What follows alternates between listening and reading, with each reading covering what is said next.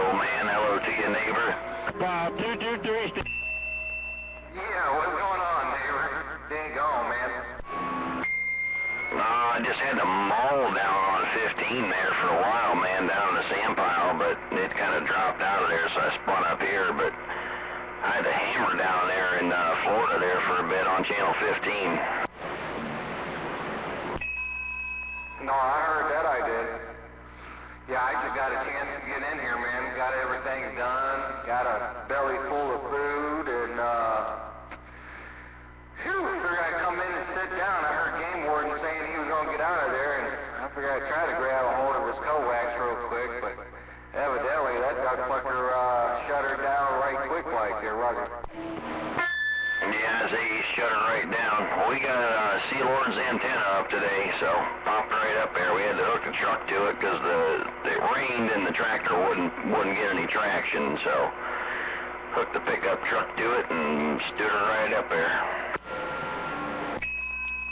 Nah, good deal, man. You should have came and got me though, bro.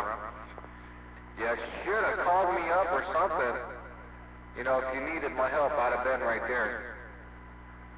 But I heard on hooking the truck up to it and lifting that duck fucker up, I say, hell yeah, that's the way to go. Good evening time, farmer. I'm getting on down.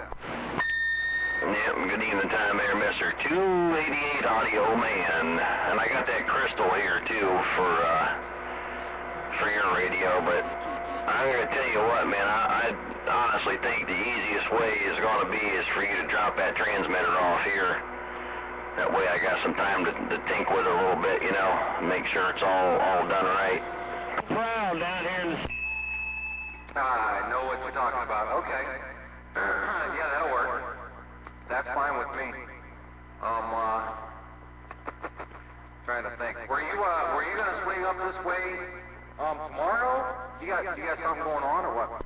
Hey. I really ain't got nothing going on. I probably can, but, you know, I don't need the receiver, just the transmitter. I can use my receiver, so, you know, they're the same. But,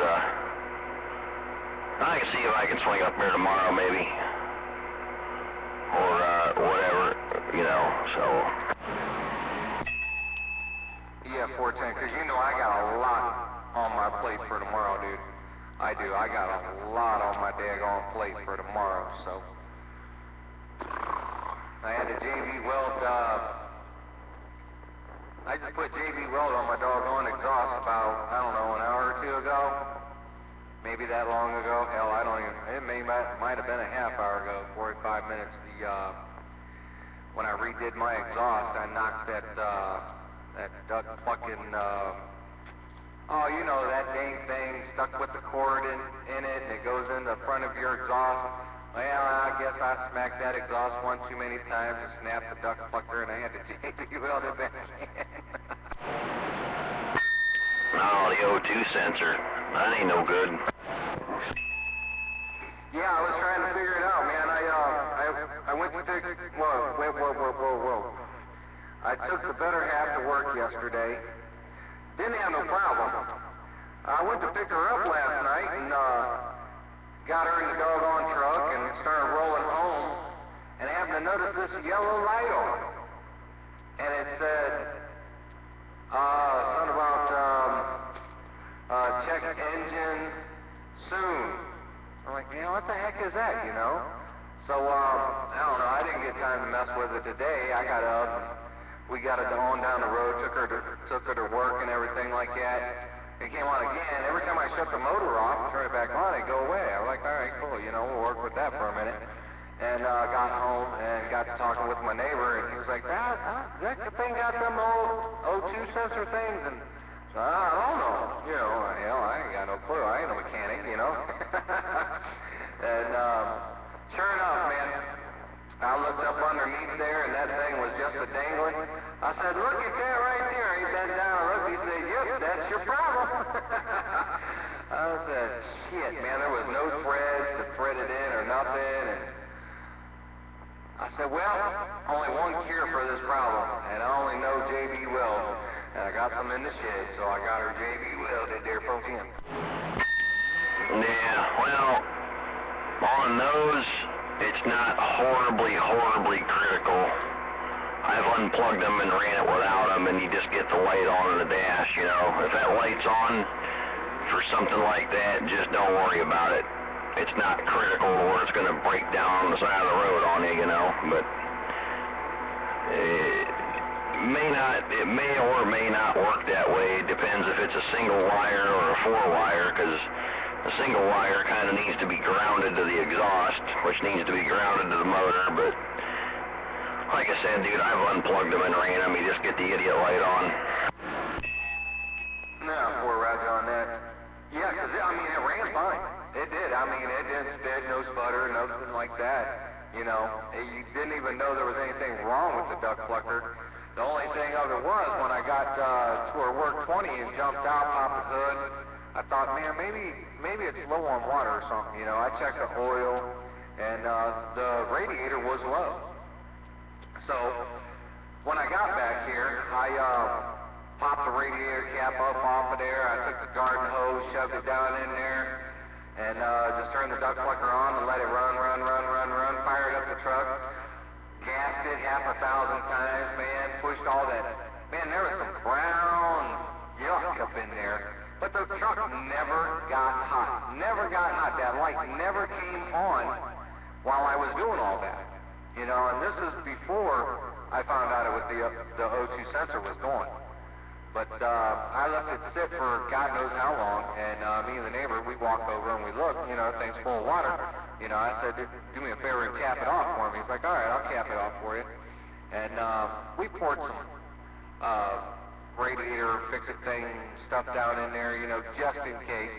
And yeah, I actually did come to find out that when I climbed underneath there, and was JB welding the O2 sensor back in, I had some water coming out, like right between the oil pan and I guess you call it transmission.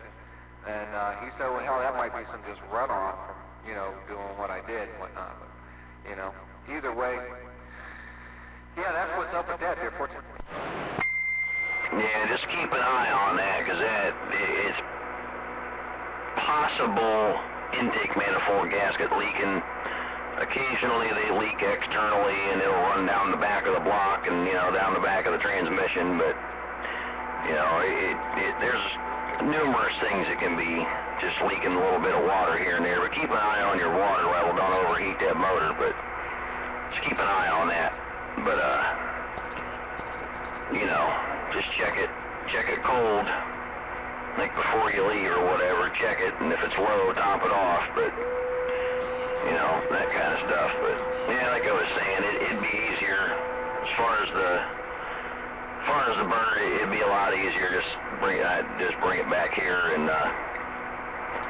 you know, that way I can run the tubes through the tester over time. I mean, you know, I leave them in there half an hour each and make sure they're up to snuff and all that fun stuff too, so. But I do got that crystal here, and I just, you know, with, like I said, with shipping and whatnot, $20, so. Sweet deal. Sweet deal. I think I can scratch something like that up. Awesome, brother. I do appreciate it.